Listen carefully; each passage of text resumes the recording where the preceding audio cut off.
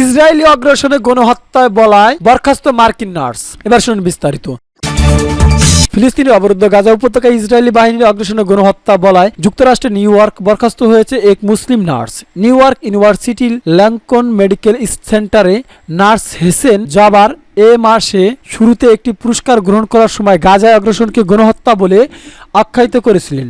সেই কারণে চাকরি হারিয়েছেন ফিলিস্তিনি আমেরিকান নাগরিক হেসেন জাবার, একজন প্রজনন বিষয়ক নার্স। তিনি সামরিক প্ল্যাটফর্মে ইনস্টাগ্রাম গর্ভকালীন সন্তানে হারানো শোকাত বাত্রা মায়েদের সঙ্গে কাজ করার স্বীকৃতি স্বরূপ একটি পুরস্কার গ্রহণের সময় বক্তৃতা দিয়েছিলেন তিনি। হেসেন জবর বলেন, পুরস্কার পাওয়ার পর 22শে মে আমার প্রথম শিফটে ফিরে আসি। আমি ইউনিটে যাওয়ার পরে আমাকে নার্সিং এর প্রেসিডেন্ট ও ভাইস প্রেসিডেন্টের সঙ্গে একটি তাৎক্ষণিক বৈঠক ডেকে নেওয়া হয়। সেখানে জিজ্ঞাসা করা হয় আমি কিভাবে অন্যদের ঝুঁকির মধ্যে ফেললাম, কিভাবে অনুষ্ঠানটি নষ্ট করলাম, কিভাবে মানুষকে আঘাত করলাম, কারণ আমার বক্তৃতা একটি ছোট অংশে আমার দেশের শোকার্ত মায়ের প্রতি শ্রদ্ধা জানিয়েছিলাম। হেসেন এরপর শিফটে কাজে পাঠানোর পর অন্যদিকে কর্তৃপক্ষ ঠিক করেছেন কি করা হবে হেসেনকে নিয়ে। হেসেন জবাব বলেন, প্রায় পুরো শিফটে কাজ করার পর আমাকে আবার ডেকে পাঠানো হয় অফিসে। সেখানে মানব সম্পদ পরিচালক অস্টিন ডেন্ডার আমাকে আমার বরখাস্ত চিঠি পড়ে শোনান এবং একজন সাধারণ পোশাকে পুলিশ অফিসার আমাকে হাসপাতাল প্রাঙ্গণ থেকে বের করে দেন। হেসেন ইনস্টাগ্রাম অ্যাকাউন্ট পোস্ট করার পর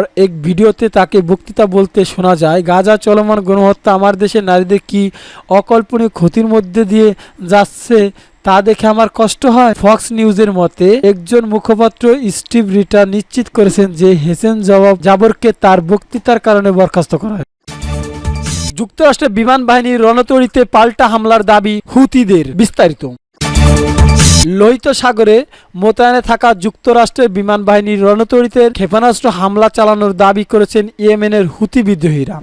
শুক্রবার এক টেলিভিশন ভাষণে হুতিদের সামরিক মুখপাত্র ইয়াহিয়া সারি এ দাবি করেছেন।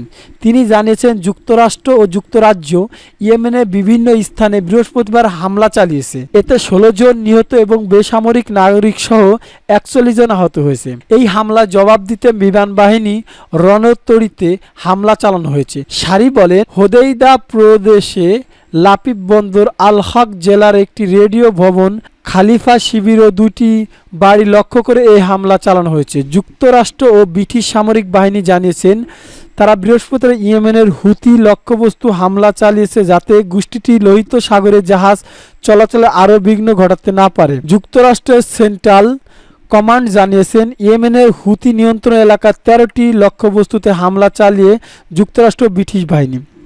ব্রিটিশ প্রতিরক্ষা মন্ত্রণালয় জানিয়েছেন লোহিত সাগরের বন্দরের নগরী হোদেইদার 3টি স্থান লক্ষ্য করে যৌথ অভিযান ড্রোন ও ভূমি থেকে আকাশে নিক্ষেপযোগ্য অস্ত্র চালানো হয়েছে। ব্রিটিশ প্রতিরক্ষা মন্ত্রণালয় জানিয়েছেন সামরিক নাগরিক ও অবকাঠামো ঝুঁকি কমাতে হামলা পরিকল্পনা বরাবরের মতোই সর্বোচ্চ সতর্কতা অবলম্বন করা হয়েছে।